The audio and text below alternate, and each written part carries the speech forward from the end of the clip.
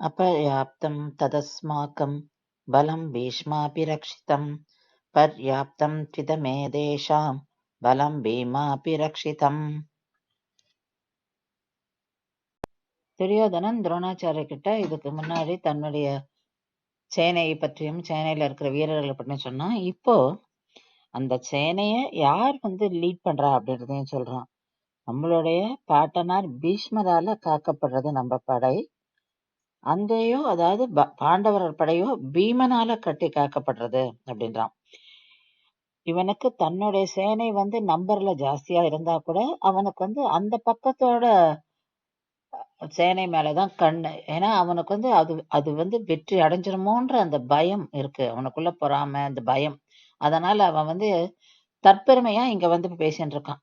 நம்ம பக்கம் பறந்து கிடக்க அணி இருக்கு, அதுவும் நம்மளுடைய பாட்டனார் பீஷ்மர் அத கட்டி காக்குறாரு அப்படிலாம் சொல்றான். பீமனுக்கு இருக்கிற அந்த திடகாத்திர மனது, எந்த காரியம் எடுத்தாலும் செஞ்சு முடிக்கிற அந்த உறுதி இவனுக்கு பயம் வந்திருக்கு.